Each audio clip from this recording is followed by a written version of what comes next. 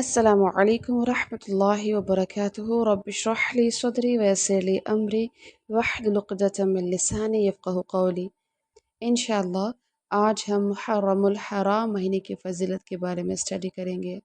صحیح مسلم کی روایت میں آتا ہے، ابو ہریرہ رضی اللہ تعالیٰ عنہ روایت کرتے ہیں، رسول اللہ صلی اللہ علیہ وسلم نے فرمایا، رمضان کے بعد اللہ تعالیٰ کے مہینے محرم کا روزہ بہترین روزہ ہے، اور فرض نماز کے بعد رات کی نماز یعنی تہجد بہترین نماز ہے۔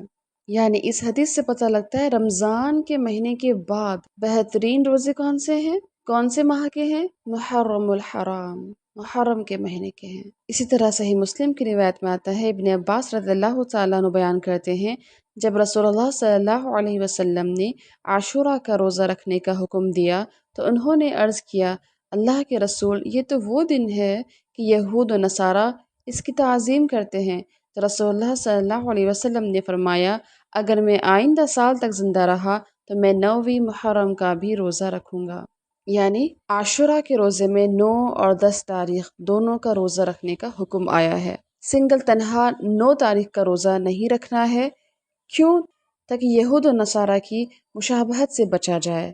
پھر دیکھیں اسی طرح صحیح مسلم و ترمذی کی حدیث میں آتا ہے، ابن عباس رضی اللہ تعالیٰ عنہ سے روایت ہے کہ رسول اللہ صلی اللہ علیہ وسلم مدینہ تشریف لائے تو آپ صلی اللہ علیہ وسلم نے یہودیوں کو یوم عاشورہ کا روزہ رکھتے ہوئے پایا۔ تو رسول اللہ صلی اللہ علیہ وسلم نے دریافت کیا، یہ کون سا دن ہے جس کا تم روزہ رکھتے ہو؟ انہوں نے عرض کیا، یہ ایک عظیم دن ہے، اللہ نے اس روز موسیٰ علیہ السلام اور ان کی قوم کو نجات دی جبکہ فرعون اور اس کی قوم کو غرق کیا، تو موسیٰ علیہ السلام نے شکریہ کے طور پر اس دن کا روزہ رکھا، تو ہم بھی اسی کا روزہ رکھتے ہیں۔ رسول اللہ صلی اللہ علیہ وسلم نے فرمایا، ہم تمہاری نسبت موسیٰ علیہ السلام کے زیادہ حقدار ہیں۔ تو رسول اللہ صلی اللہ علیہ وسلم نے اس روز کا روزہ رکھا اور اس کا روزہ رکھنے کا حکم بھی دیا۔ اسی طرح صحیح مسلم کی روایت میں آتا ہے، جابر بن سمرہ رضی اللہ تعالیٰ عنہ بیان کرتے ہیں، رسول اللہ صلی اللہ علیہ وسلم یوم عاشورہ کا روزہ رکھنے کا ہمیں حکم فرمایا کرتے تھے، اس کی ہمیں ترغیب دیا کرتے تھے اور اس کے متعلق ہمیں نصیحت فرمایا کرتے تھے۔ جب رمضان فرض کیا گیا تو آپ صلی اللہ علیہ وسلم نے اس کے متعلق ہمیں حکم فرمایا، نہ منع کیا اور نہ ہی ہمیں اس کے متعلق نصیحت فرمائی۔ اٹ مینس جب رمضان کا مہینہ فرض نہیں تھا اس سے پہلے یہ روزے بہت امپورٹنس رکھتے تھے اور اسپیشل اس کی نصیحت کی جاتی تھی، ترغیب دلائی جاتی تھی۔ اور جب رمضان المبارک کا مہینہ فرض ہو گیا تو اس کے بعد اللہ کے رسول نے اس کے بارے میں نہ تو منع کیا نہ حکم کیا، اٹ مینس یہ مستحب کر دیا گیا۔ پھر دیکھیں اسی حرام مہینوں کے ضمن میں سورۃ توبہ میں آیت نمبر 36 میں اللہ سبحانہ و تعالیٰ فرماتے ہیں، بے شک اللہ تعالیٰ کے نزدیک مہینوں کی تعداد کتاب اللہ میں 12 مہینے ہیں، جس دن سے اس نے آسمانوں اور زمین کو پیدا کیا ان میں سے 4 حرمت والے ہیں، یہی سیدھا دین ہے، سو ان میں اپنی جانوں پر ظلم نہ کرو۔ یعنی کہ نمبر 1 پوائنٹ جو ہمیں پتہ چلتا ہے کہ یہاں دیکھیں 4 حرمت والے مہینے ذی القعدہ، ذی الحج، محرم اور رجب، یہ 4 حرمت والے مہینے، یعنی کہ ان منتھس میں کوئی قتال اور جنگ نہیں ہے، لیکن جب کنڈیشن یہ ہو کہ سامنے والا پہلے جنگ اور قتال کے لیے آمادہ ہو رہا ہے تو صرف اس حال میں ہم ایز اے ڈیفینس ان سے جنگ و قتال کر سکتے ہیں، لیکن خود چل کر کے جنگ و قتال کرنا یہ حرام ہے، اسپیشلی ان منتھس میں۔ پھر دیکھیں اسی آیت میں دیکھیں کیا فرمایا گیا، اسپیشلی ان منتھس میں کیا کرو، اپنے آپ پر ظلم نہ کرو، ظلم منع کیا گیا ہے حرمت والے مہینوں میں۔ پھر یاد رکھیں صرف ان حرمت والے مہینوں میں ہی ہمیں فوکسڈ نہیں ہونا، یہ حرمت والے مہینے در حقیقت ہمارے لیے ٹریننگ ہے، تو ہمیں انشاءاللہ نہ تو خود پر ظلم کرنا ہے اور نہ ہی لوگوں پر ظلم کرنا ہے۔ ظلم کا مطلب ہے کیا؟ ظلم کا مطلب ہے کسی کا حق مارنا۔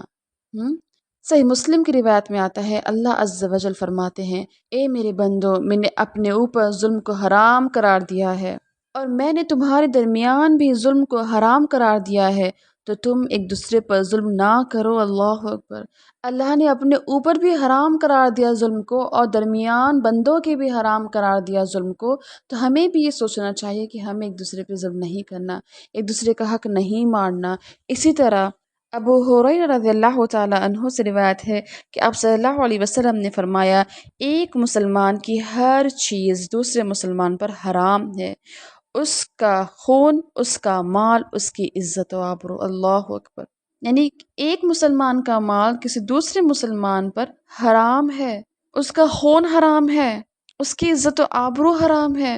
کسی کا مال ہڑپ کے بیٹھ جانا، قرضے پہ قرضہ چڑھ رہا ہے، وعدہ کیا ہوا ہے لیکن مال ہڑپ کے بیٹھ جانا، کسی کو اذیت دینا، پیٹھ پیچھے برائی کرنا، چغلی کرنا، یعنی یہ بھی پیٹھ پیچھے کسی کی عزت اور آبرو کی کیا کر رہے ہیں؟ ہم بے حرمتی کر رہے ہیں۔ کسی کی عزت اور آبرو کا پاس لحاظ نہ رکھنا یہ حرام ہے۔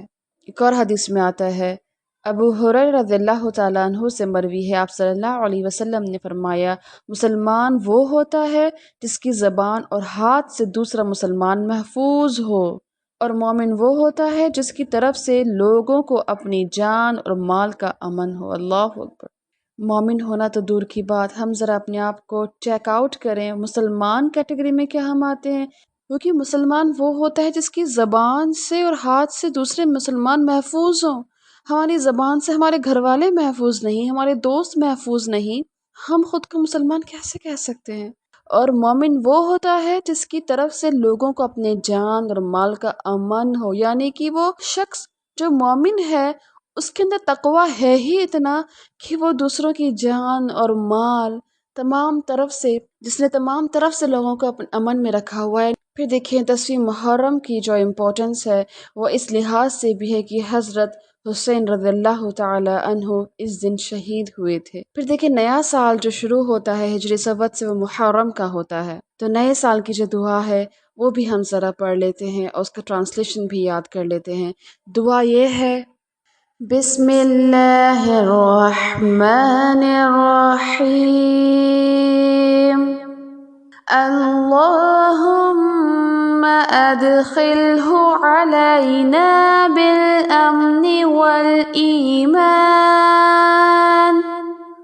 والسلامة والإسلام ورضوان من الرحمن وجوار من الشيطان۔ اے اللہ، اس سال کو ہمارے اوپر امن اور ایمان اور سلامتی اور اسلام کے ساتھ اور شیطان سے بچاؤ اور رحمان کی رضامندی کے ساتھ داخل فرما، آمین ثم آمین۔ So in the last we wrap up with some points. Number one thing، انشاءاللہ اس مہینے میں ہمیں نہ خود پہ ظلم کرنا ہے نہ لوگوں پہ ظلم کرنا ہے، ان کی مال، ان کی عزت و آبرو کی حفاظت رکھنا ہے، چغلی، برائی سے بچنا ہے، اور دوسری چیز 9 تاریخ یعنی کہ 9 محرم اور 10 محرم ان دونوں کا روزہ ہمیں ایک ساتھ رکھنا ہے، صرف 10ویں تاریخ کا روزہ نہیں رکھنا، 9 اور 10 دونوں کا رکھنا ہے انشاءاللہ۔ اور تیسری چیز اپنی زبان کی حفاظت رکھنا ہے، لوگوں کو امن دینا ہے۔ اللہ تعالیٰ سے دعا ہے کہ اللہ تعالیٰ ہمیں مومن بنائے اور ویسا بنائے کہ اللہ تعالیٰ ہم سے راضی ہو جائے، اللہ تعالیٰ ہمیں متقین لوگوں میں شمار کرے، اور آگے آنے والا سال ہمارے لیے رحمت و برکتوں والا رہے، اور اللہ تعالیٰ ہم سے راضی ہو جائے اور ہم اس سے راضی ہو جائیں، اور شیاطین سے اللہ تعالیٰ ہماری حفاظت کرے، آمین۔ بہت سارا پیار اور دعائیں۔